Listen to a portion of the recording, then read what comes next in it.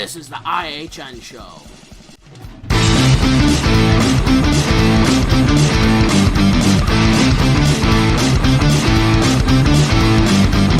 Welcome everybody to the IHN Show, also known as the Indycar Hockey and NASCAR Show, because that's what me and my good friend over here, Andy, like. Absolutely. Absolutely. Well, I keep up on IndyCar more than he does, but yeah. Hey, that's all that counts, so...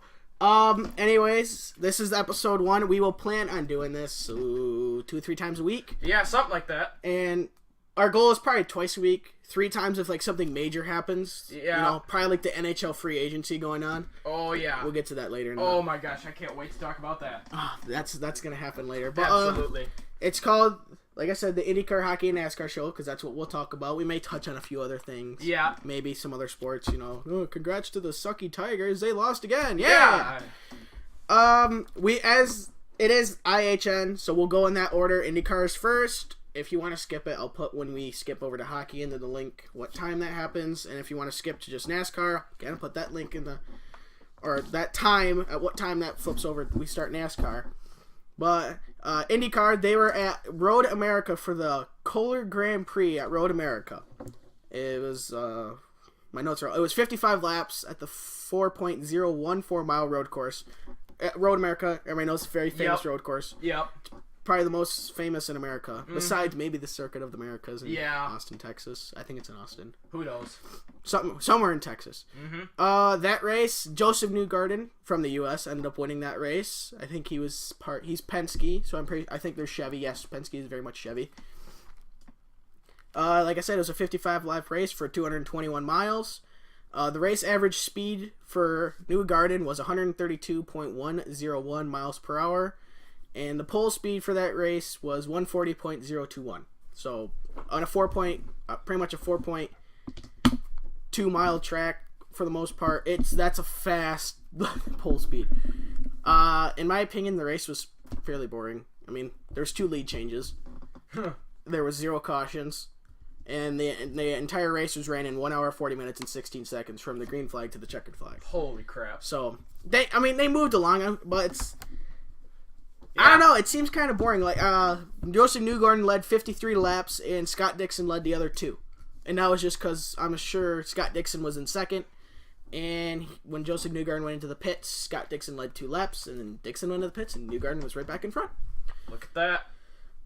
So, it was race 10 out of 17. Like I said, probably not the most interesting race in the world. I'm sure it wasn't the most boring. I don't know how many passes were exactly in that race. I can look it up some other time, but the top 10 went Joseph Newgarden, Ryan Hunter-Reay, both from the US, Scott Dixon from Australia, Takuma Sato from Japan, the rookie Robert Wickens from Canada, go down to the Timmy Hortons. I see it could be a deer though. Something. We got Graham Rahal from the USA also, and Simon Pagenaud from France, Spencer Pigot from the US, Ed Jones from the United Arab Emirates. Turn that off. And James Hinchcliffe from Canada. That was the top 10. As of after the 10th race of 17, the points look like this. By the way, I'm sorry there's the dark screen. It's going to be a dark screen until maybe we get like a webcam or something. Yeah. We're on a tight budget though. We're on like a poker table right now. So not even a poker table. It's a card table. It's a start. It's a start. Like I said, episode 1, if you want to support us on Patreon, link of that in the description below. We are going to set aside some for us and some for improvements. Most will probably be improvements until we're happy with our setup. Yep. First in the points at 393 points is Scott Dixon. Second is Ryan Hunter-Reay at 348 points. Or excuse me, Scott Dixon, Australia. Ryan Hunter-Reay is from the US. That's because, IndyCar is it's more diverse, that's the word. Something with the D word. Diverse than NASCAR. Way more diverse. Considering the one non-American is Daniel Suarez in NASCAR. Yeah. Yeah.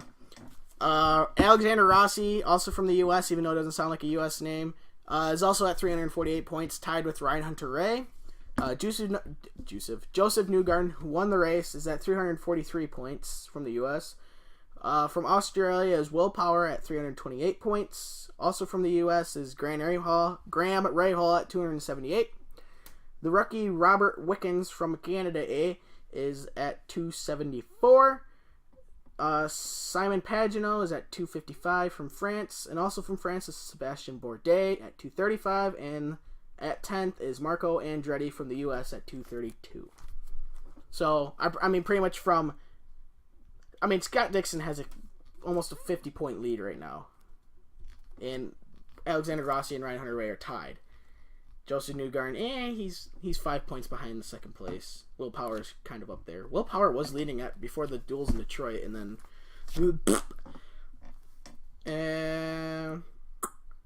So, as you, who doesn't watch IndyCar much, looking at the points and who's hot, Scott Dixon, I'm going to tell you right now, I think has 2 or 3 wins this year.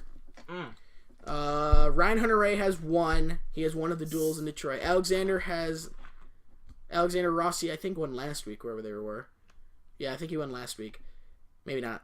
Joseph Newgarden obviously just won at Road America. Will Power won the Indy 500 this year. Yeah.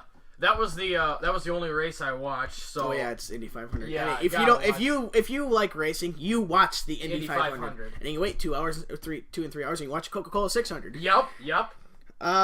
Your thoughts on who would win the championships? I would say it's pretty much between Scott Dixon, Ryan Hunter-Reay, Alexander Rossi, Joseph Newgarden, and Will Power. After that, there's nobody else in the 300s right now. Yeah. Well, I'm not sure who's gonna win, but oh my gosh. I mean, I would say it's probably those top 5. Yeah, I say. I'd have to go with either Ryan Hunter-Reay or Max Power because my dad and uncle like that, so I'll root for them. Will Power. Yeah. Max Power, Will Power, same thing. Right? Same thing. Hey, yeah. What's a letter? Even though none of them are the same. I'm gonna have to go Scott Dixon. Yeah. He's hot right now. And Yep. he's at the most points. But again, you could argue there's 8 races left. Yeah. I mean they're halfway right now in the season. Cutting it close. Yeah. IndyCar segment's usually pretty short because, I mean, we don't talk about it as much because I'm the only one who really watches IndyCar. Yep. His thought on winning the championship, like he said, was either Ryan Hunter-Reay or Will Power. My thought is Scott Dixon, maybe Alexander Rossi because he's also right there. Joseph Newgarden, he won it last year. He could be there, but he doesn't seem as strong as he would last year.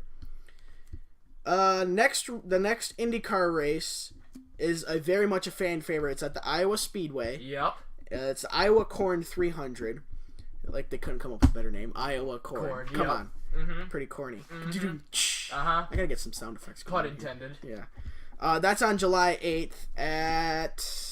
I can tell I'm very unprepared.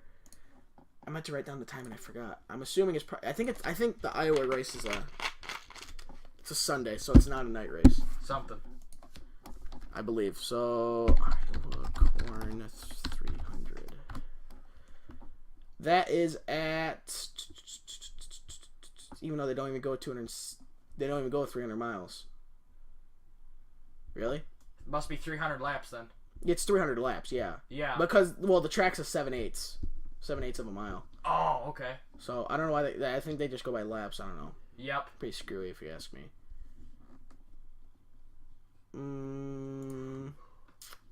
This says July 9th. Who in the hell is it? July 7th through the 8th. Oh, it's in 11 days.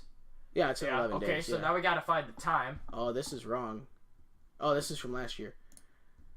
2:40 p.m. on NBCSN. You can watch practice on IndyCar's YouTube website, which is I actually do that a lot during the month of May. And you can watch qualifying on NBCSN and live streaming through YouTube, it looks like. And then you can watch the race on NBCSN, Sportsnet, and I think on the IndyCar website. That's what the last one is, the IndyCar website. So, yeah, like I said, the race is July 8th at 2 p.m. Well, this is 2:40 p.m. 2:40 p.m., yeah, coverage starts at 2. So, yeah, that's pretty much... Oh, last year's winner was Elio Castroneves. He was the winner last year, but he is not in IndyCar this year. He ran the Indy 500, but that's all he ran. That is the IndyCar segment done. Unless you have anything to add, probably not. Nope. No. Nope. Figures much. Nope. Not yet. Not yet. Oh, if you want to write something down. Oh. Got you a pen. Okay, I'll put that down as 11 minutes. Just so I don't have to search. Alright, next is hockey. Oh, yeah. Here we go. Here we go. Favorite sport coming up, ladies and gentlemen. Alright. If you want to take the lead on... Start taking the lead on that one. Alright, here we go. You're just going to have to struggle through the notes. It's a complete mess. I have to say, well, let me see here. What is our first topic in hockey? Let me see here. Well, it is the month of June. And it's past June 23, so we had the draft. First overall pick, Buffalo Sabres won the draft lottery. Had to see that coming. They pick Rasmus Dahlin. Yeah, that was a given. Obvious pick. Like this was probably his thought. He's watching the draft lottery. Yep. Buffalo got it. All right, I'll start looking for a house in Buffalo. Yep. Pretty much. Let me see. His and I's favorite team is the Detroit Red Wings, and then they got 6th overall. But Rasmus Dahlin was the first overall pick. Second overall pick, Andrei Svechnikov to the Carolina Hurricanes. Man, I was really hoping he'd get to play with his brother Evgeny in Detroit. Yeah, he was close, but yeah, I mean, 4 spots up. It's like we were talking about this earlier. It's if Detroit would have got 2nd overall, maybe 3rd overall, they could have, could have. But if I was general manager, I'd have picked him to let him play with his brother. Andre's good anyway. So. Well, yeah. Well, they would have picked him if he would have lasted to 6th overall, but yeah. 3rd overall, Brady Tkachuk. Highest overall pick for the Tkachuk with let me see here. What is there? Who went first for the Tkachuks? Was it Keith or? Ooh, I think Keith is their dad. Yeah. Oh, well then. God, there's 3 Tkachuks. Yeah, because there's one playing... Keith, Brady, and... There's one playing... Matthew. Matt Tkachuk, Tkachuk, yeah. Matthew Tkachuk. I think it's Matthew. Yeah. Tkachuk is a really weird name to spell. I used to say... Tkachuk. Yeah, Matthew Tkachuk. Yeah, he went to Calgary. Yeah. Yeah, because he tapped on the... During one of the Red Wings games when Calgary was in Detroit, he tapped on the back of... Luke Witkowski's leg, and then there was a big brawl. My God. Of course, that was great. Of course, they went to commercial. We're like, no! Oh. Yeah, he has Brady Tkachuk, and then he has, I'm guessing that's their sister. Yeah, Keith Tkachuk is their dad. Yeah. So, yeah, they're from Scottsdale, Arizona. So he's an American. I think he was the first American to go 3rd overall. Oh. This draft. Yeah. He's from Arizona. Ironic. Arizona was just after Ottawa, and then, Ottawa picked him, and then Arizona was after Ottawa, and then Arizona got, who did they get? Arizona. Can you not read it? It's pretty bad, isn't it? Barrett Hayton. Oh yeah, Barrett Hayton. Yeah. He was projected to go 10 to 15th, not 4th, I think it was. Oh, wow. He was, because I wrote that down off of CBS Sports website, because I didn't watch the draft. I was too busy doing other things. Yeah. And they gave their own little thing in there, and what I could gather from it is that they could see why Arizona picked him, but they were also like, he was not worth 4th overall. Yeah. In their opinion, but that's all right. He was 5th because Detroit's 6. Yeah, speaking of Detroit, they're 6, and they got Philip Zadina, thank God. Yeah, that's great. Yeah, I'm surprised he even lasted till 6. He was projected to go 3rd or 4th. Yeah. So hey, that's all right. He's gonna be playing in opening night. Tell you that much. When I first heard of the first overall pick through the 5th overall pick of what those guys, I was hoping Detroit would either get either Zadina or Hughes, and then I was really hoping for Quentin Hughes the most, but then there was also Adam Boquist and Evan Bouchard, who I follow a Red Wings fan page on Facebook, and there was a lot of talk about a lot of people wanted him, but instead 7th overall, coming after Detroit, Vancouver got Quentin Hughes. Yeah. Yeah. I feel like that's a fair pick. Yeah. It is. 8th, Chicago got Adam Boquist, so those were the guys that got Boquist. Pretty much like from 6th to like 8th or 9th, they're like all equal. Yep. They're all equal players. Yep.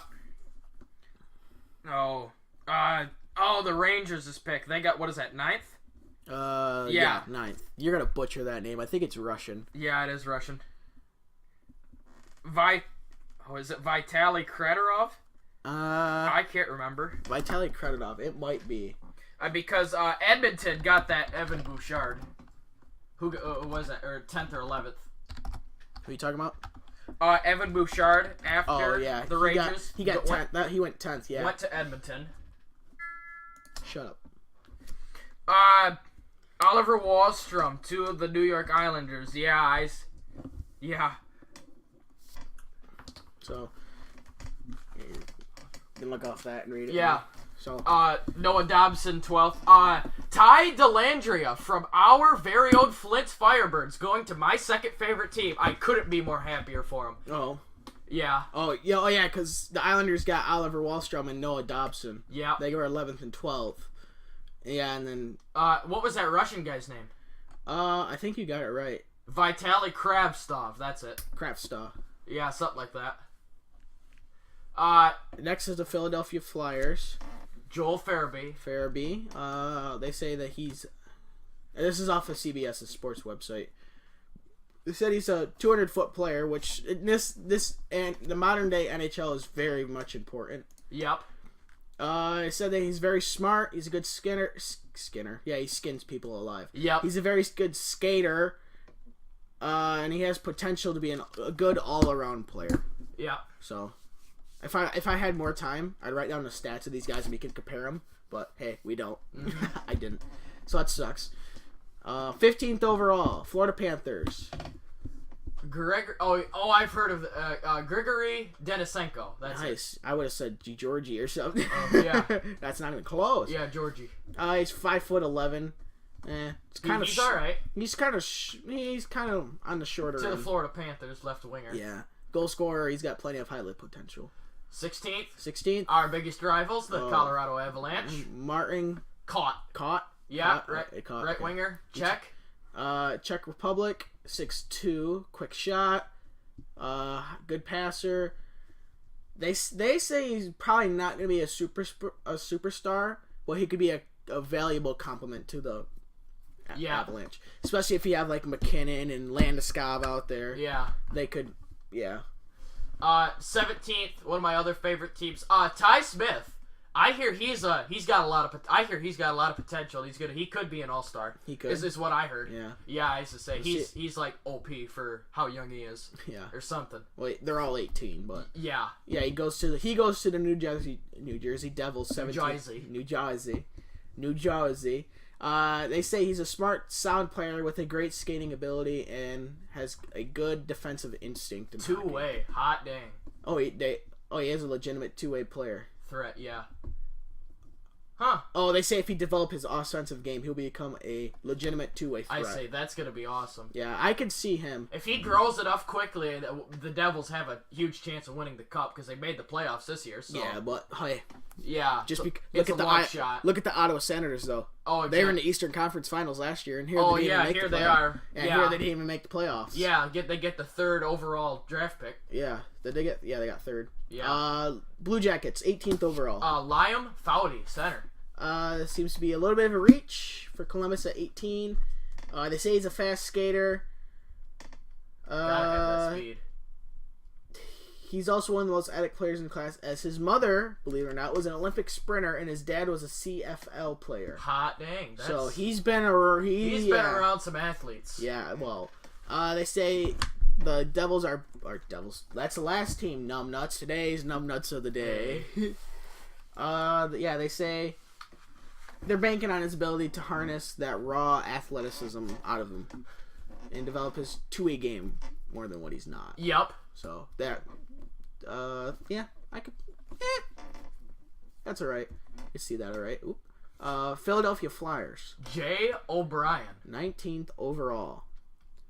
He was considered a bubble first rounder, but goes inside the top 20. Bubble. Barely. Yeah. I don't know. He's an American playmaker and has good offensive skills up the middle of the ice, and That's good.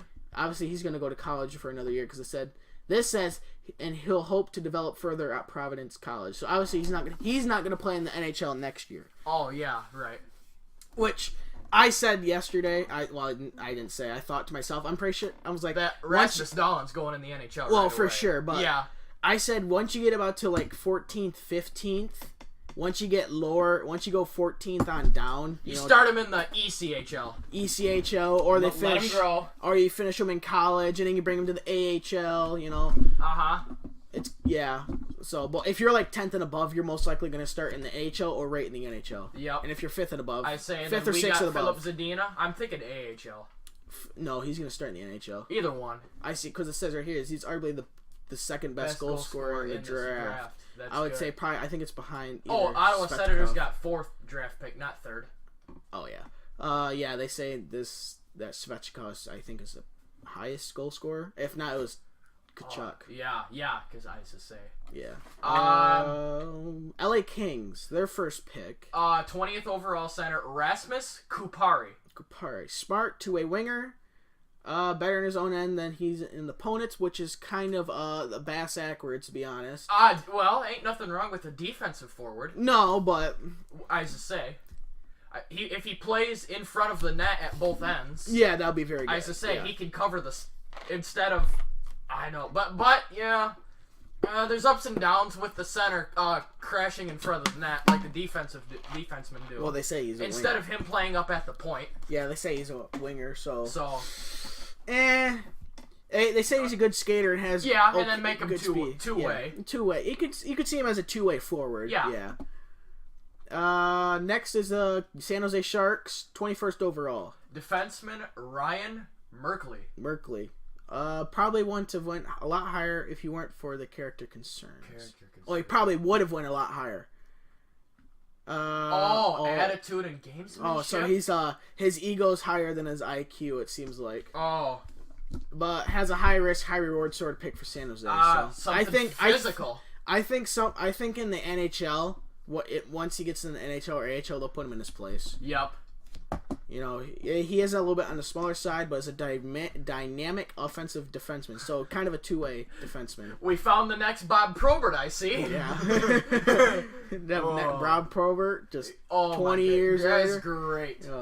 22nd overall, went also to the New York Rangers. I think this is their second pick. Yeah, second pick. Yeah. They had the most picks this first round. Yeah, they got 10 of them. They didn't have 10 in the first round. They had not 3. 10 in the first round, but they had 10 total. Picks. Yeah, 10 picks because overall. that's what I heard on the news. 22nd defenseman Andre Miller.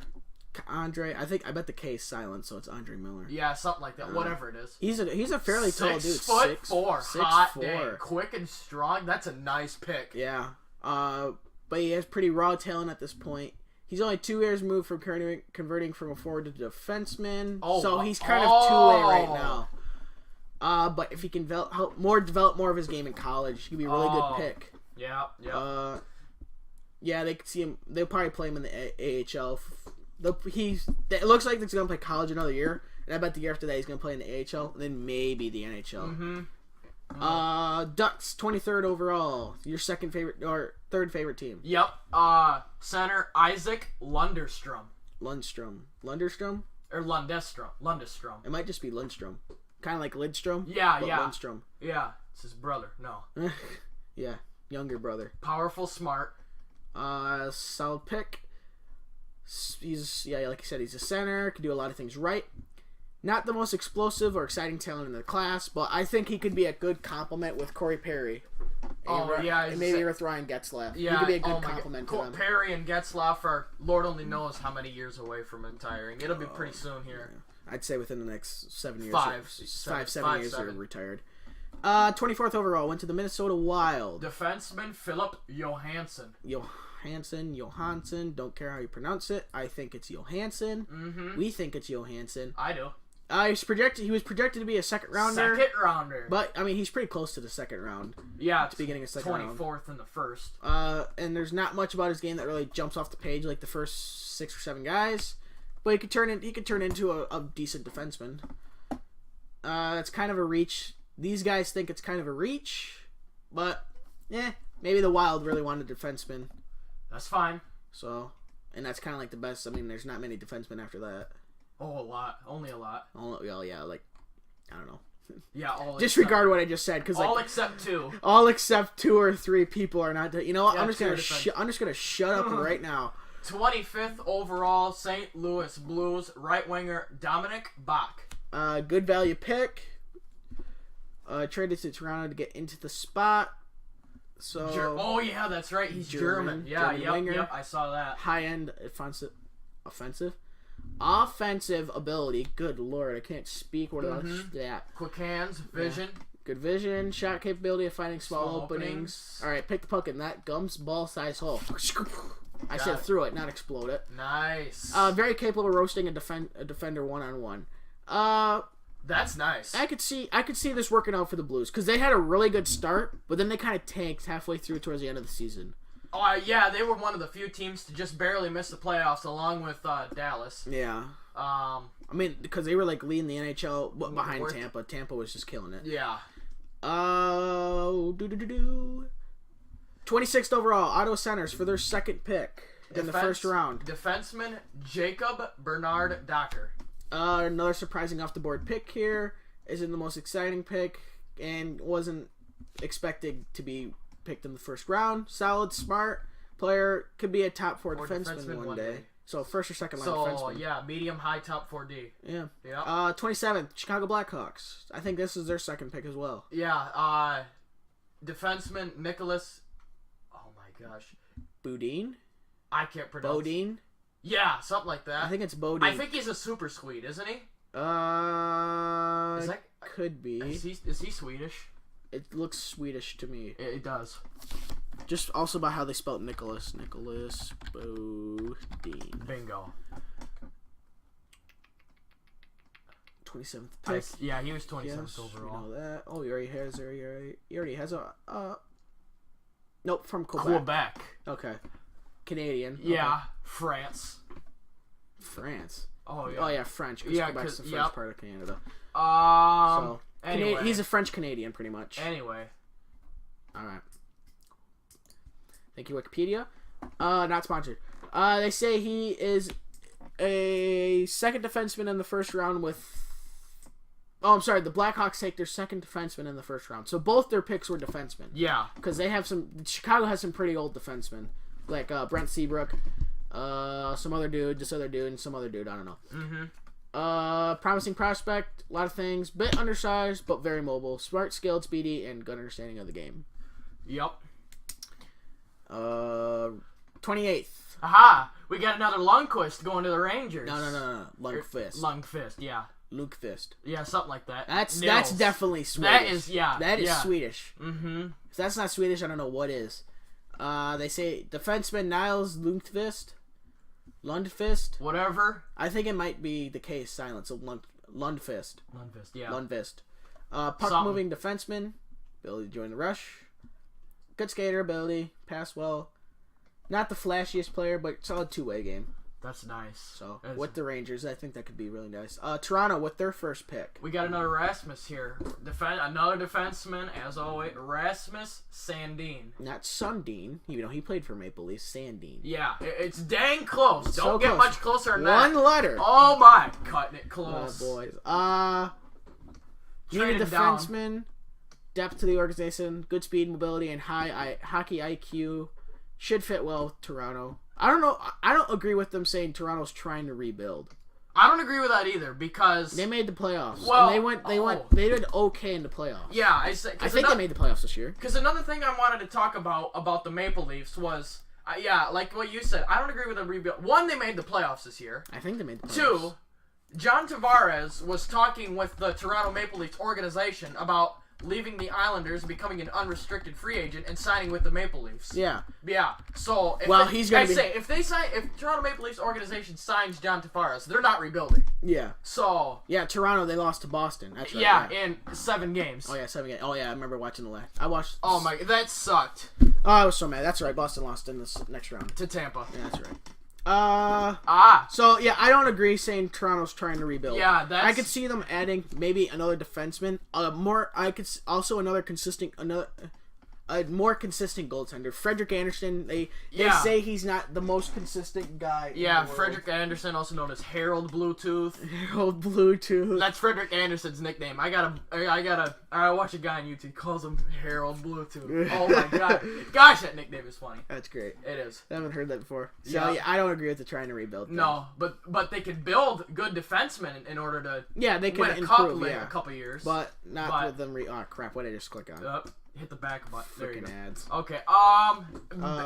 Detroit's second first round pick, 30th overall. We traded Thomas Tatar to Vegas for their first rounder this year. Vegas' first ever pick goes to us, and we gave them their first end of regulation loss. So that's pretty good. Center, who is also a high prospect that I heard has got a lot of potential, Joe Valeno. Yeah. Yeah. So that pick I like. That's good. I am sorry if you heard that ad in the background. I did too. And yeah. I was like, what is that? There's an ad right here, so I'm like, I thought that was it, but then no, it wasn't it. And then the Washington Capitals, since they won the cup, they go 31st. They go last. Yep. Alexander Alexiev. Yep, I used to say. That name looks really deceiving. He's got a lot of He got a lot of Alex's in his name. Yeah. Two of them. He's a big dude, 6'4". He'll probably be buddies with Ovechkin. Oh, I'm sure. Yeah. Not overly physical. That's kind of surprising. 6'4"? Usually taller guys are pretty physical because they're hey, I'm twice your size. Mofo, get out of the way. Yeah. Just take one look at Zdeno Chara. Yeah, or Victor Hedman. Victor Hedman is pretty tall dude, too. The big man. No, big man. He won the Norris Trophy this year. Hedman, not Chara. Not Chara, but I'm just saying Hedman won it. Yeah. They say he's not overly physical. Pretty nice two-way skill set. Take a while. Plays with poise. But might need some guidance on the defenseman. It'll probably take a while to develop. I can see him playing whatever. I don't know. I think that seems like a Russian name. He might play in like the Russian league he is right now, unless he's over here playing in like the ECHL. ECHL. Is he in the ECHL? I don't know. Oh, he might. Or he's in like some like the Quebec Montreal Junior Hockey League or something. KMJHL. I used to say. Or in the Ontario Hockey League. Something. He's probably in one of those because those are usually where most of your hockey picks come from. Yep. Take a while to develop. Well, yeah. I heard he's got a lot of potential. I don't know if it will take a while to develop, but Lord only knows. Some kids develop faster. Forever. Yeah. Some develop faster than others. I can't wait to watch Rasmus Dahlin this year. Oh, he's a tear it up. Yeah. He's a defenseman. Yeah, first overall pick. They're just. I tell you what, I wouldn't want to go 1-on-1 with him unless you're like. I say. Well, we're on to rounds 2 through 7, but I said we're not going to cover every single pick. No, I only wrote down Detroit. Yeah, since that's our favorite team. Yeah, it's our favorite team. So I know this is going to go on YouTube, so it's kind of open to the world. If you don't like Detroit, I'm sorry. If you want to look at the picks yourself, I will put the link to this article in the description below. Yeah. Detroit's second. I'm sorry. 33rd overall. 33rd overall, second round. That's what I was trying to spit out. Yep. Second round, 33rd overall went to Jonathan Bergeron. Bergeron. Burger King. Whopper. Yep. No tomatoes and onions. Thank you very much. Big Mac. Oh, we're getting pretty close with the Mick. We got also second round, 36th overall with Jared McIsaac. Nice. McDonald's. Third round. Detroit had 3 picks in the third round. Hot dang. 67th overall, Alec Regula. I think that's how you say. I don't know what these guys' potentials are. Regula, yeah, I don't know either. Probably either high or medium AHL top 6 forward, something like that. And maybe or bottom 9. Yeah, third NHL round. Bottom 9. Third round, and once you get past the fourth round, they're kind of probably staying in the AHL. Yes, unless they're like a fine like the Henrik Zetterberg or a Pavel Datsyuk. Oh my god! Like a 7th round. Yeah, 7th round elite. 7th round high elite, score. High elite 7th rounder. Well, the thing is, that's a paddling. Yeah, the thing is now these days you won't happen in anything like that because you have so many scouts now. Yeah, you just won't happen. Yep, you won't have that very often. Like I said, Alec Regula, 67th overall. Seth Barton, 81st overall, also in the third round. And the third pick in the third round for Detroit was Jesper Ellison, 84th overall. I don't know these guys' potentials. I don't know either. Fourth round, their only pick in the fourth round was Ryan O'Reilly, 98th overall. Isn't there a Ryan O'Reilly that plays for Buffalo? Or is that Morgan O'Reilly? I don't think it's Morgan. It's an O'Reilly, though. Cal. Is it Cal O'Reilly? Yeah, Cal, like Cal Clutterbuck, who plays for the... Cal O'Reilly. Oops. Maybe if you spell it right, numbnuts, you might get somewhere. Yeah. Is it Cal O'Reilly? Told ya! Yeah, nice. I don't like... that's right. I don't like Cal Clutterbuck. I say I don't like Buffalo. Oh, he's only getting paid $600,000. Wow. 700. There's two O'Reillys, because there's a... I just say, hold the phone. I swear there's got to be a Morgan O'Reilly. They say right now he's with the Minnesota Wild. Maybe it is Morgan O'Reilly. Yeah. I didn't think it was, though. There's more O'Reillys than Carter's got pills. Everybody came here with their brother. Norgan? I swear. Norgan? Morgan O'Reilly? Is that a name? No, Ryan. It's also another Ryan O'Reilly. That's what I thought. There's two of them. Yeah. Oh my. Yeah, because I was going to say, I remember O'Reilly being number 90. Yeah, he's number 90, and he's the assistant captain. Now, you trade him to Buffalo, make him number 90, and with an A. Yeah. Yeah. What's the difference? Yeah. Oh, just the beard and no visor and all that stuff. Yep. So, Ryan O'Reilly, 4th round, 98th overall. Detroit didn't have any picks in the 5th round. Great. They had 8 picks overall. I think 1, 2, 3, 4, 5, 6. 6, 7, 8. No, they had 10. They had 10 picks. That's as many as New York. Yeah, they had as many as New York. Rangers, not Islanders. I'd say. Yeah. That would help. Yeah. Not really. I think people knew what we're talking about. Yeah. If they were listening to about 5 minutes ago. Yeah, something like that. 6th round, 160th overall, Victor Bratstrom. Hold on, I say we're on NHL.com. We got to scroll down and find this. No, we're still on CBS Sports. Bratstrom, yeah. Bratstrom. Yeah, what's Victor their last Bratstrom. pick? I say, you need me to try and pronounce it? Their last pick. You need me to pronounce it? If you want to give it a whack, gotta find. Yeah, give it a whack.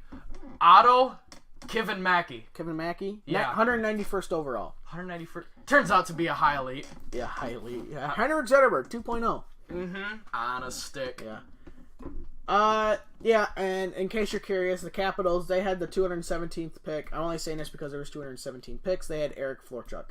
That's going to probably be like an AHL dude. Yeah, bottom 6 forward. For sure. I say, well, he says he's a center. Yeah, bottom 6. Unless okay. he's a high elite. Yeah, see, look at that. Center, goalie.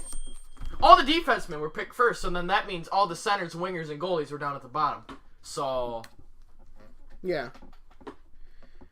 I say... Oh, shoot. What was it? Oh, yeah, I know what I was going to... are we done with the draft, or... We can still talk about it. I mean, this is pretty much the only thing that happens until we do our next episode on free agency. About free agency, I should say. So, I see you wrote down the word Vegas. Yeah, oh my gosh. How about them Golden Knights this year? Oh, man. Well, I used to say, I heard months ago, for how good they were doing, that people were saying the best inaugural season for a new sports team in the history of the world or whatever. And I agree. And then that one dude got Coach of the Year on Vegas. Oh, yeah, Gerard Gallant. Yeah. Oh my gosh, dude. I was rooting for the Golden Knights to go all the way. Mm-hmm. Well, that's what I was... Well, speaking of Golden Knights, they played the Washington Capitals in the Cup final. One of my teachers at school guessed the Capitals would win the Cup in 6 games. He guessed the right team that would win the Cup, but I said Vegas in 5, and he guessed Capitals in 6. Yeah. So I got the number of games right, and he got the number of... team right. But anyway, well, Ovi finally got his first cup. Oh god, Good Lord. Long overdue. He was. If you look on here, the teams that did not have a first round pick, Pittsburgh, Vegas, they gave it away. Vegas, yeah, they gave it to us. Winnipeg gave it away. Winnipeg didn't have one. Nashville didn't have one. Smashville. And I don't think Calgary had one either. No, they did. Neither did Boston. I don't think Boston did either. Nope. I just say, yeah. Yeah, Calgary I think 5 or 6 teams didn't Boston have one. didn't have one. Vegas didn't have one. No, Vegas, Winnipeg didn't. I know Winnipeg didn't. Yeah, we know. Yeah. I think that's it. Yeah, because they wouldn't be this high. Mm-hmm. They would be in the lower 15 unless they were. Mm-hmm. They got that pick a while ago. Free agency. We'll stay on the topic of hockey for a little bit longer. I used to say. Free agency starts on July 1st. Oh, that's right. More on that on the next episode.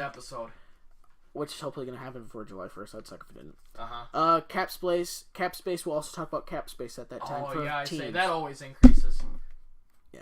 Is that next episode or now? We can do that next or now. Oh, shoot. I said we'll do it now because it's on my mind. Wasn't it supposed to go up $10 million? I don't know if it's going to, but I know that it was being talked about. Oh my god! I used to say, I heard it was gonna go up months ago.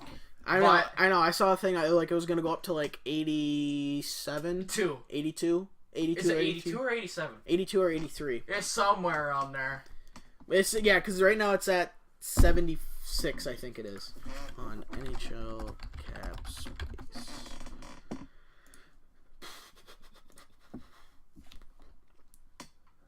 Yeah, I think the cap space is 77 million. Excuse me. Holy crap. So... Or is it 79? Oh, it might be 79 million. Yeah, we got it to almost. From here, it looks like 79 and a bit million. So, yeah, 79.5 million is the cap hit. I say. And I know they were talking about going up to, I think it was almost like 80, I think it was 87 million.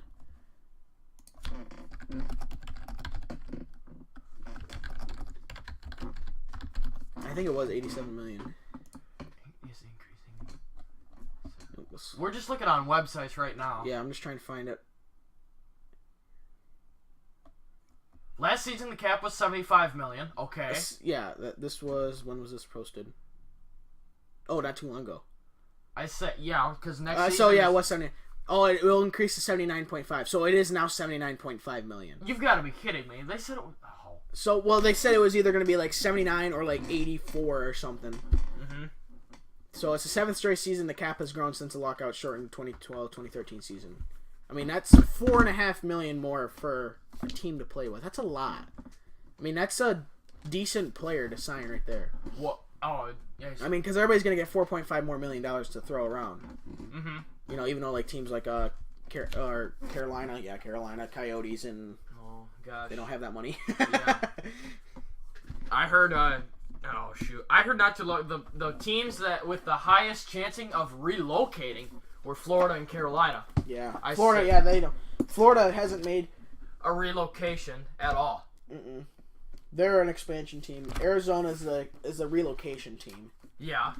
But the whole thing with Arizona is, well, it's because we're in a bad part of town. You know, we're in Scottsdale, Arizona. We're not in Phoenix. Okay, then why the hell did you build your arena there in the first place? They live in a desert. Yeah. It's like, the reason why they haven't moved is because the NHL wants to keep their presence in the desert. Yeah, that's right. It's like, it's like you have Vegas now, though. Yeah. And, I mean, I can't really say they're good right now. Well, they are good. They are. They're hot. But it was only their first season. Yeah. Every team goes like this, you know? Yep. I mean, look at Detroit. Yeah. In the 90s, they were top dog. Early 2000s. Once they hit about the late 2000s or in the early 2010s, they started going downhill. Yeah. And then they'll get good draft picks, and they'll make a run again. Every team, it fluctuates. Yep. Because when you win cups, you don't get draft picks. Like because Washington. Every team with the highest peak wins the cup. Yeah. And then they go downhill. Because they don't have draft picks behind them. Ottawa Senators. Yeah, they're like the Ottawa, or they're like if you look at it, once Ovi retires at the age of 106, they're going downhill. They're gonna probably start going downhill before then because they'll probably still be so good. Yeah. They won't have top 10, top 15 draft picks. You know. Like Detroit, now they haven't had a top 10 draft pick. In like 6th. Well, before they lost, they didn't make the playoffs. They didn't have a top 10 draft pick for like 17 years straight. Whatever that playoff streak was. Well, that was 25 years, but 25. You get some trades, you get first round picks. But it was like 17 years or straight or whatever it was. They didn't have a top 10, top 15 draft pick. That was luck we were making the playoffs. Yeah, in the last 2 years, it was freaking downright luck. Yeah, so it's going to be $79.5 million. Of course, the big talk of free agency is John Tavares. Oh my gosh, yes. I can't wait to see where he signs. Please, dear God, let him go to Dallas. I could see him also going to Detroit. I don't know what cap space is. No, I can't see that at all.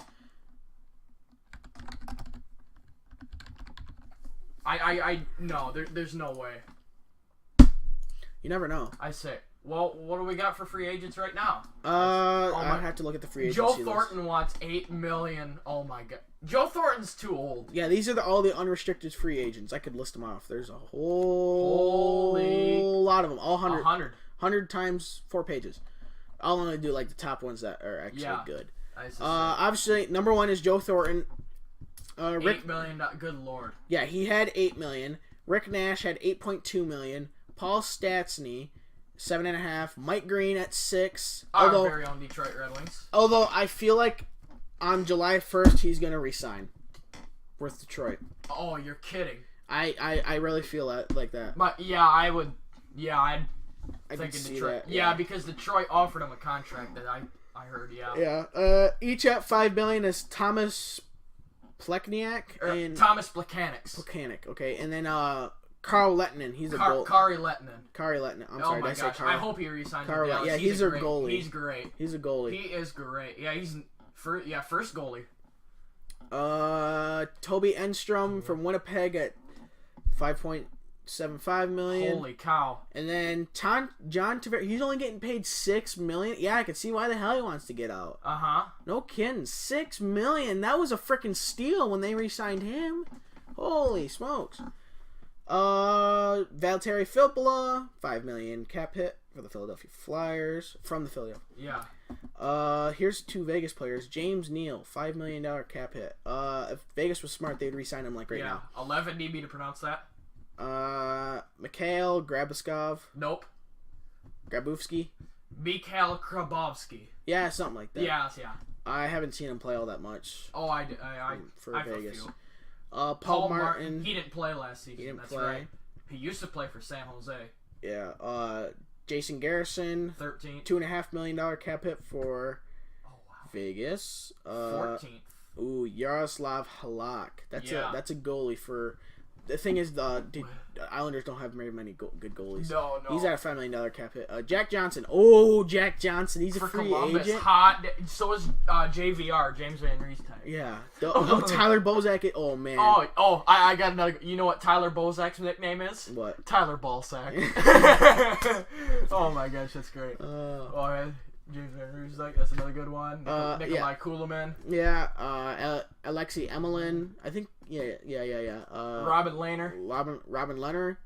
Yeah, either one. Kevin Viekska. He's old. He's like freaking 38, 39 years old, and he's not retired. 37. Yeah.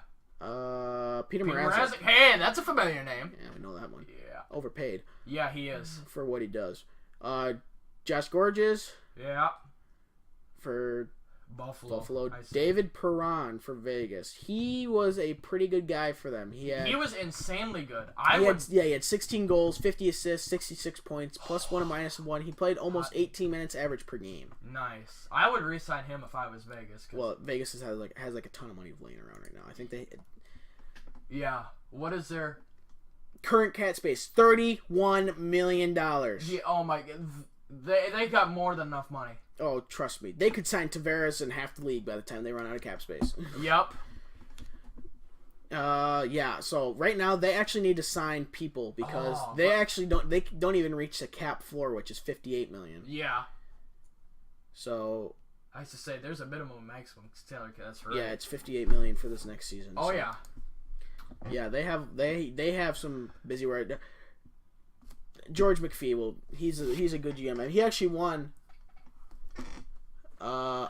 Ironically, he was a GM for Washington when they lost to Detroit, and he was a GM for Vegas when they lost to Washington. You're kidding. Who is this?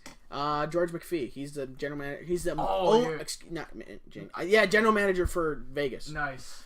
Well, other than that, there's just like Cam Ward, Carolina's like most famous goalie of all time. Who I'm looking at is Jonathan Bernier. Number 35, Jonathan Bernier. You Eddie Lack. Took the words out of my Jonathan Bernier was insane. Where's his stats? Yeah, .912 goal or save percentage, 2.87 goals against average. That's okay. Yeah, I was to say, I'm gonna see. The thing is, that was in 36 games. So I really anticipate a dogfight over him because he was insane this year. Chad Johnson, he's a pretty decent guy. Oh no, he was okay. Lee Stepniak, he's getting old. Yeah, he's 35. Blake Comue's old. Chimera's old. Those guys are gonna retire. Chimera's probably gonna retire soon. He's 39. Chimera is just bloody old. All right, time to put him in a home. Yeah, Ian Cole, he was. Oh my gosh, I don't know. He's old. Hey, a familiar name at number 49. Ryan Sheehan. Riley Sheehan. Patrick Maroon. Wow. Hey, Chris Kunitz. That's a familiar name. Who? Chris Kunitz. Yeah. He went to Ferris State. Yeah. I thought you were talking about Patrick Maroon. I'm like, oh, well, he used to play for. I was gonna say he played for Edmonton. That's about it. Yeah. Thomas Vanek. That's a familiar name. You know that guy. Yeah. Mark Letestu. Yeah. Antoine Vermette, he's getting old. Yeah. Versteeg, he's old. Jay Beagle. Versteeg's he's exiting the prime of his career along with Jay Beagle. Yep. Michael Grabner. Wow. Really? He's a free agent? Unrestricted. And he was only getting paid not even $2 million. 1.65. Yeah. Dalton Prout. Andrew Hammond. He was a decent goaltender. 1 game, .939 save percentage. Oh my gosh. And he lost that game at 2.07 goals against average. I'm looking at number 70. How do you play 1 game and have a 2.07 goals against average? That's a glitch. Or something. That doesn't make sense. I was to say. It should be a solid number. Yeah. That is a glitch. That's a typo. Yeah, it must be. I'm looking at number 74. Dennis Seidenberg. He's 36 and he's still playing. Good lord. I mean, Kyle Quincy. Please Detroit, don't sign him. Exactly not. We got rid of him. Don't sign him. Yep. You did the good thing. Ryan Reeves, 80. He's a free agent. He's only 31. I thought he was like 37. No. Oh, yeah, I see what you mean. 78 games played, 10 points. That's it. Holy crap. Well, he's a 4th liner. Oh.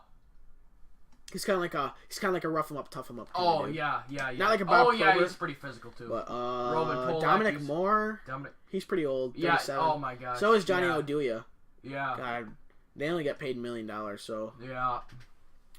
Time to retire, boys. There's not many other people I see within the top 100. That's it. After that, it's pretty low salary points, so they're not major impact I was to players. say, I'm thinking the biggest talk this season is just Tavares, and that's it. Tavares, yeah. Joe Thornton, but he's 38. Rick Nash is 34. Mike Green, not that huge talk. I don't know. Plekniak was 35. Plekanec, Thomas Plekanec. Yeah, that sounds right. 35. I didn't know he was 35. He's old. Yeah. I didn't know Kerry Lettinen was also 34. Yeah. Wow. Jeepers. Anyways. Yeah, that's pretty much the big talk.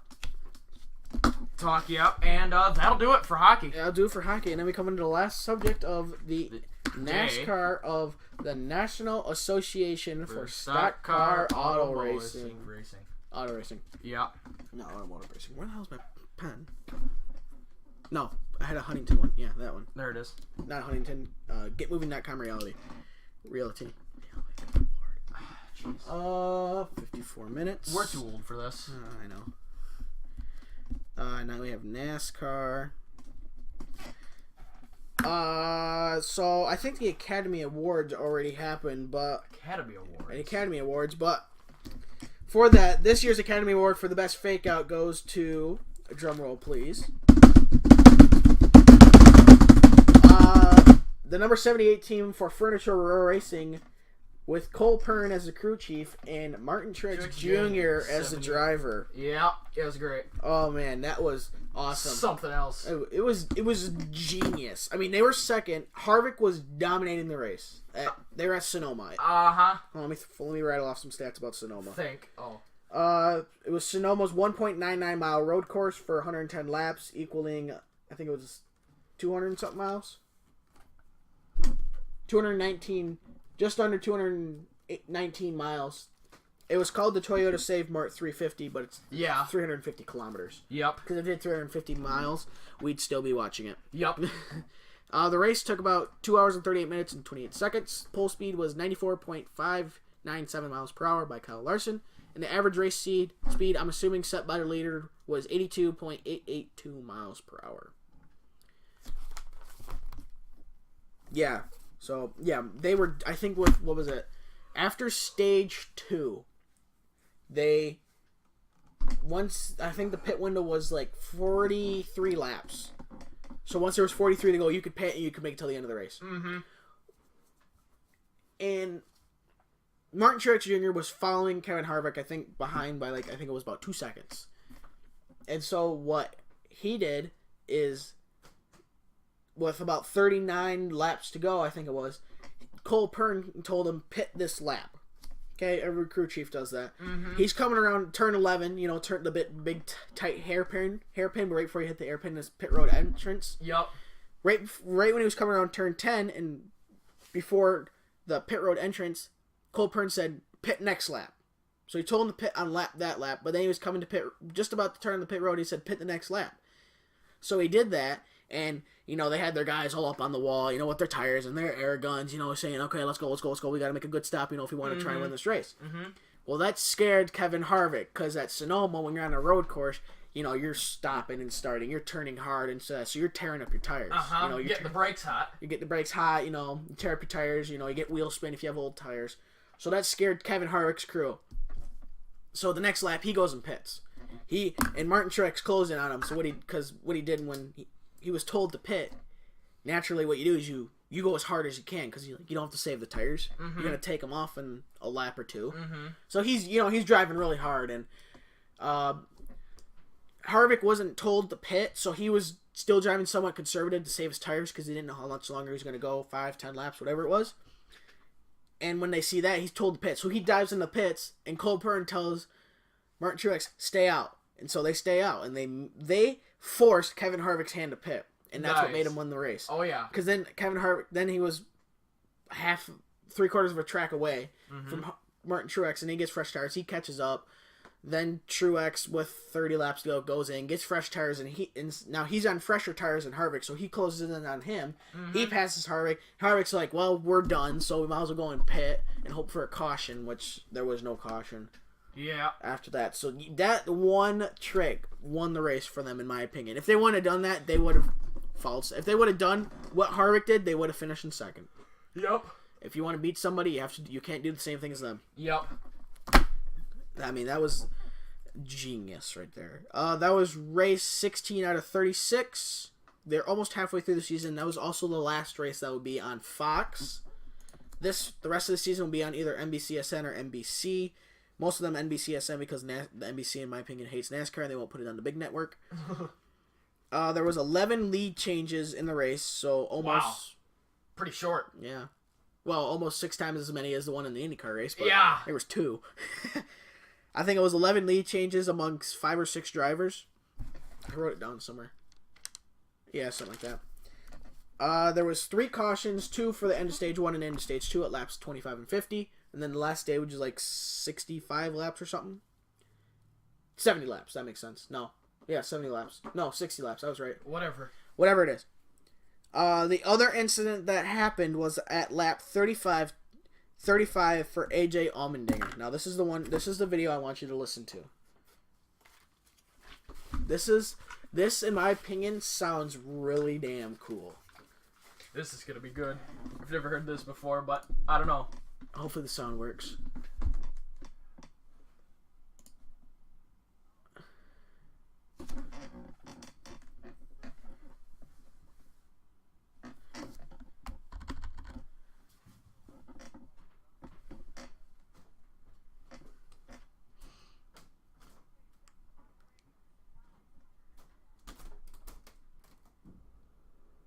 Alright, so hold on, Alright, he's in first gear right now. Yeah, just changes to second gear. Coming off of that... Coming off the tight hairpin. He's in second gear, okay? And naturally, what's the next gear? Third. Yeah. What does he shift to? Shifts the first gear by accident and blows it up. Oh, that's what happened. Doesn't that sound awesome, though? Listen. Second gear. First gear. You see it way over rev. Yep. I mean, I'm sure it hit like 15,000 RPMs.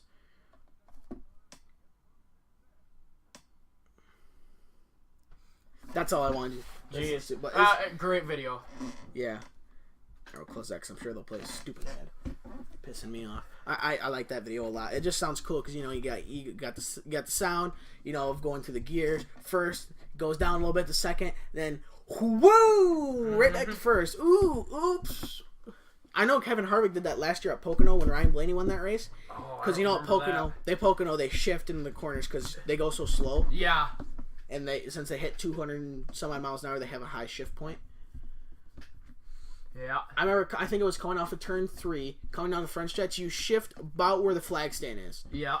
From third to fourth. And he accidentally went to second, but he was fast enough, because, you have first, second, third, fourth, and he was in third, and he wanted to go to fourth, but he accidentally went to second, but he was fast enough to shove it into fourth that he didn't destroy the engine. Oh my gosh. And then he ended up finishing second, but wow. It would have been amazing if he would have finished first and be like, all right, that engine's jacked up, okay? He's got 2 in there. Yeah. Because he blew it up. I swear to God, he blew it up. Yep. But, yeah, so AJ Allmendinger, big road racer, pretty much the only 2 races he's actually competitive at is Watkins Glen and Sonoma. Yep. Maybe the Charlotte Roval this year, but I don't know. That race is going to be a total gong show to me, in my opinion. I've already done the pole speed. Race penalties, if you want to read off the race penalties. Race penalty. All right, let me see here. I missed this. These are all pit road speed penalties. I missed pit road penalties. these. I missed the race. There's number 23, too fast exiting. Too fast exiting pit road. Who was that guy? Gray Galding. Oh, okay. Kind of a back marker. 95. Oh yeah, good old Casey Kane and Lightning McQueen. Too fast. What is that? Exiting. Yeah, exiting pit road. William Byron, 24 tire violation. Uncontrolled tire. Yeah. Casey King had the same thing, so he got 2 penalties. Figures. Ryan Blaney got too fast exiting. So, yeah. Great. That's great. Yeah, I'll tell you what. I only wrote down the top 10 for this race for the finishing, not points. Yep. Which I wish I would have done more, but I did write this down somewhere if I can find where the hell I wrote it down. Oh yeah, decent runs, decent drives for teams that are like back markers. Usually they're like in the low high 20s, low 30s finishing point. Yep. Chris Buescher, I believe he was 13th. Oh, nice. Good for him. Yeah, I know. I think he's in front row or Premier Motorsports. Matt DiBenedetto was in the top 15, 20. So was Michael McDowell. David Reagan, Parker Klingerman, and Justin Marks, I believe, were all in the top 25. So good runs for those low-budget teams. They're not like Hendrick or like Stuart Haas and that one team that runs Toyotas. Yep. So, yeah, who led laps? Martin Truex led 62. Kevin Harvick led 35. So, Martin Truex got bonus points for winning the most laps. AJ Allmendinger led 5 before he done blown up. He was a factor in that race. I think he was leading until the end of stage 1. Wow. Denny Hamlin at 4. Kyle Larson led 2 laps. Kurt Busch and Eric Jones both led 1 lap. Martin Truex Jr. was first. Kevin Harvick second. Clint Bowyer third. Fourth was Chase Elliott. That kid's gonna get a race. One of these days, he's gonna win a race. Days. I mean, I thought it was gonna be at Michigan this year, but the Fords just hands down kicked ass in that race. The blue ovals. The Busch brothers came in 5th and 6th with Kyle, then Kurt. 7th was Eric Jones. 8th, Eric Almirola. 9th, Alex Bowman, a rookie. I think he's considered a rookie this year. Yeah. Because he didn't run full time last year. Yeah. And Denny Hamlin was 10th. This is how the points shake down. And I hate NASCAR's point system. I hate it to death. But it's NASCAR. They can do whatever they want until they sell it, and they probably get changed. And they change it because, I say NASCAR's up for sale, right? It's quotations around. It's supposedly. Yeah. How much for? Oh, was it $6 billion or $8 billion?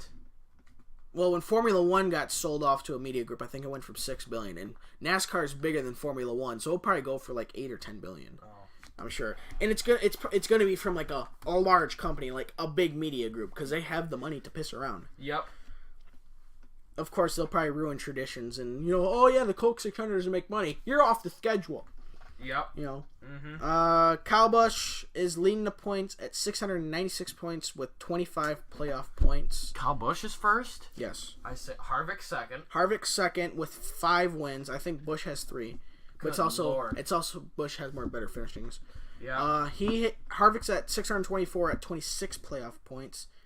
Joey Logano. Don't say that. At 584 points, 7 playoff points.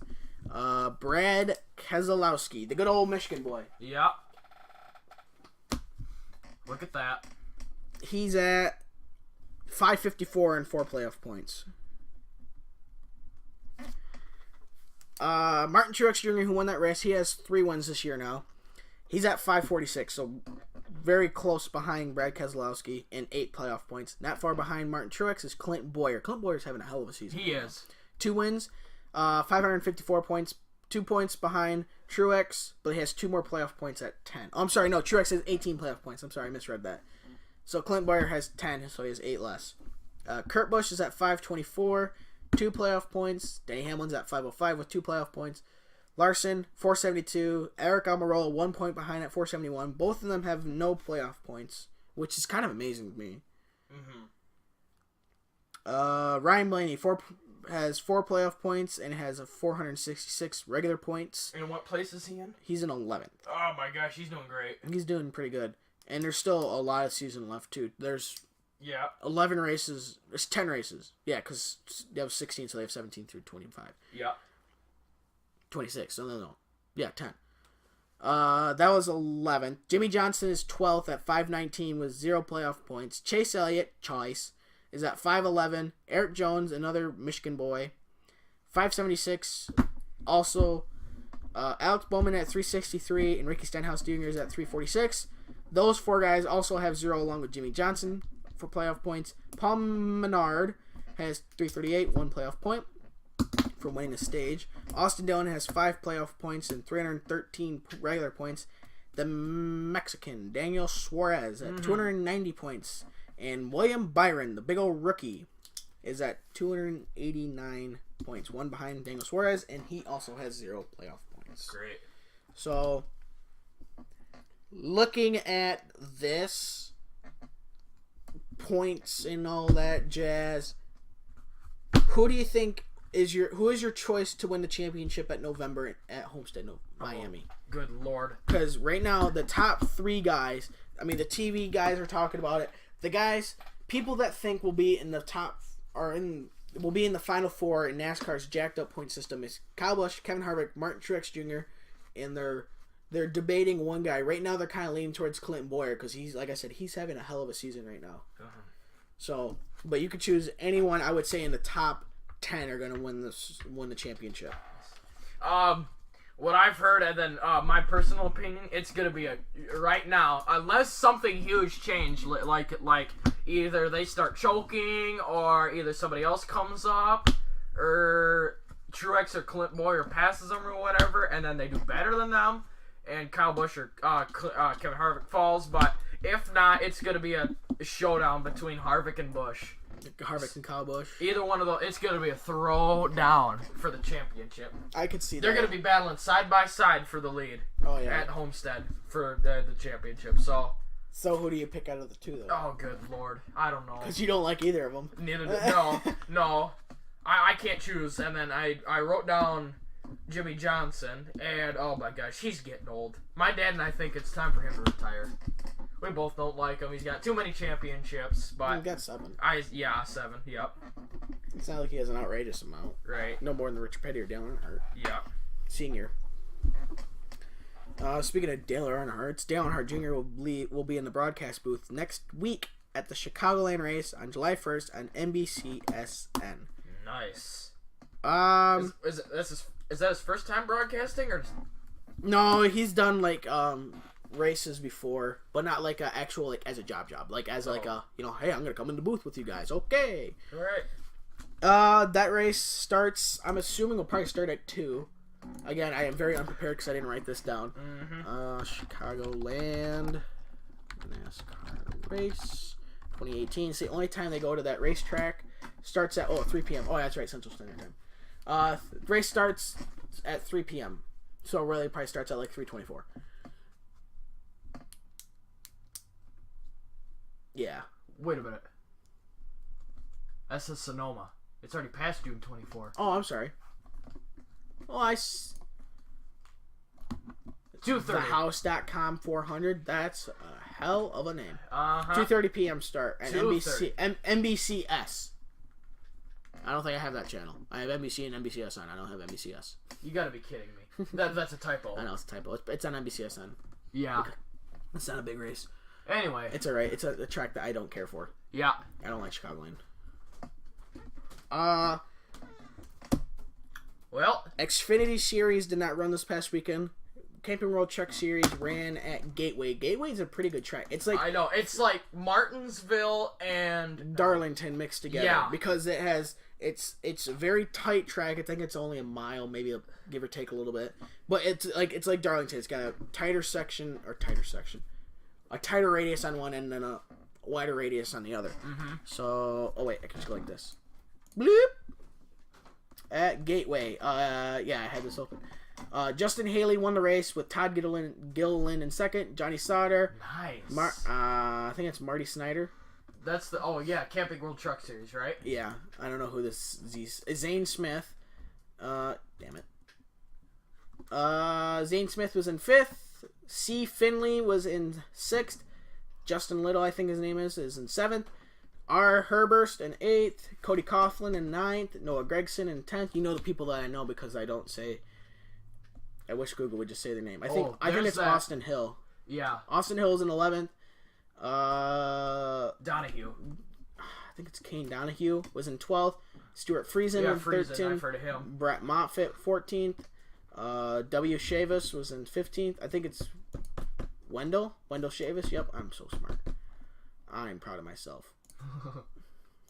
Was in 15th. Austin Self in 16th. Tyler Matthews, something like that, was in 17th. Jay Remu was in 18th. Ben Rhodes in 19th, and Matt Crafton was in 20th. And there was only 32, so I guess you could go through that. Grant Enfinger was 21st. Jade Cobb, I think it's Jennifer Joe Cobb, that's right. 22nd. I think it's Justin Anderson. Jordan Anderson. Jeez, you got that before you even finished loading up. Mofo, lucky guess. Jordan Anderson was in 23rd. Noah Benning, I think it is, in 24th. Joe Nemechek. Is that Joe Nemechek? Joe Hunter Nemechek. Or Joe Hunter, yeah. Excuse me. In 25th. I think it's Joe Fontaine, 26th. I've heard that last name before. Fontaine, yeah. Yeah. I think it's Ty Fogelman, 27th. Cody X, maybe. CX, I'll go with that. 28th. Ross Chastain in 29th. Yep. I think it's a Darren Sargent in 30th. B. Barnhill in 31st, and that's Joe Nemechek. That's Joe Nemechek because he's in the number 87. Yeah, and Joe Hunter Nemechek's in the 25th. So Joe Nemechek. He's in Sid the Kid Crosby. Yeah, and because from 24th to 32nd, all wrecked out.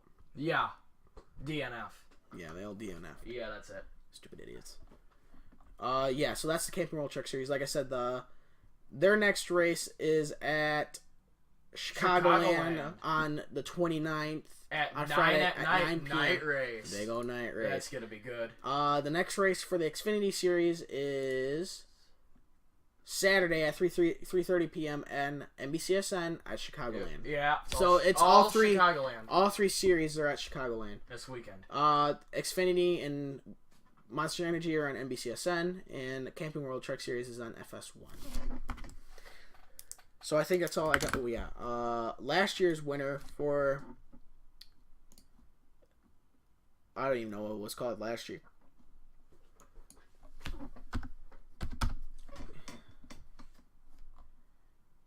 What is this?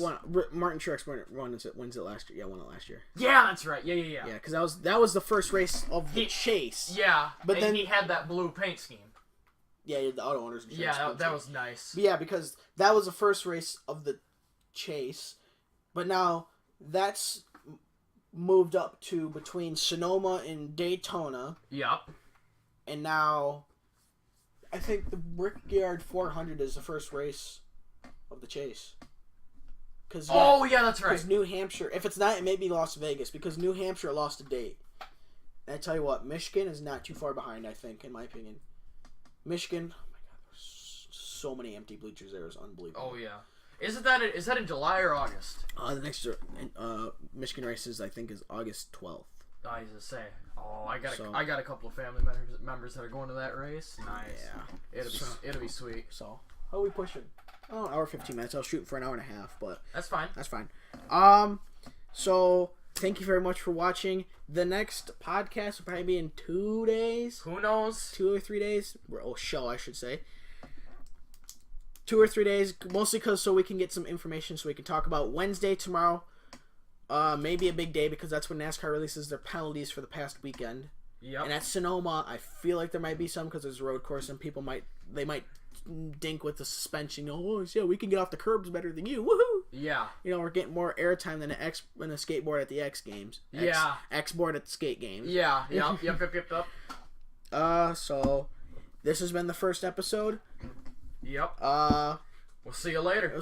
As for Andy and me, this has been the IndyCar Hockey and NASCAR Show, the IHN Show. Yep. I hope you have a good day. See you later. See ya.